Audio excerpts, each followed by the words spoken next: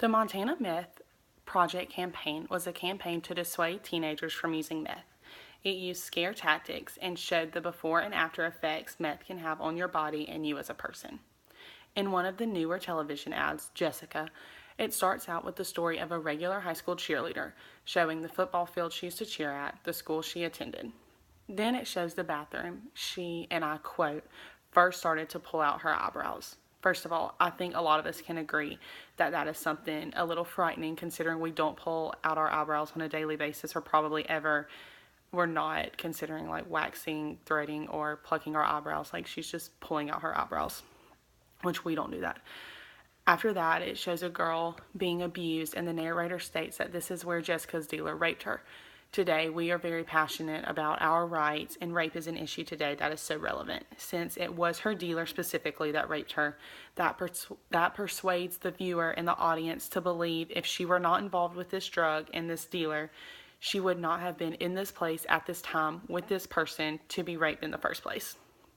The next place is a playground set in what appears to be someone's backyard, and the narrator informs us that this is where she persuaded her younger brother to smoke meth with her for the first time. I think I can speak for most educated and responsible citizens when I say the thought of our younger siblings doing drugs just absolutely appalls us.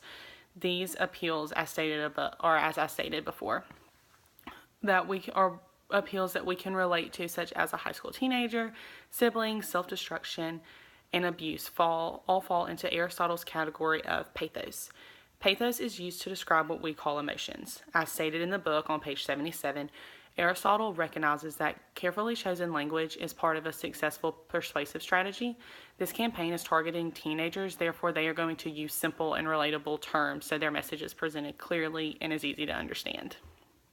If they used vocabulary that their audience was unfamiliar with and larger words, then the campaign would have zero effect on the intended audience and therefore would have no purpose at all.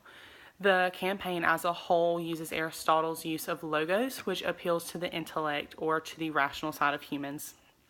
The book puts this in terms that are more relatable to the campaign specifically. It states, Logos relies on the audience's ability to process evidence in systematic ways and to arrive at valid conclusions. When watching these campaigns, such as the girl in the shower from the older campaign, who has evidence of body mutilation, the audience can process this evidence and assume that they do not want to be a part of whatever led this girl to look like this by using logos.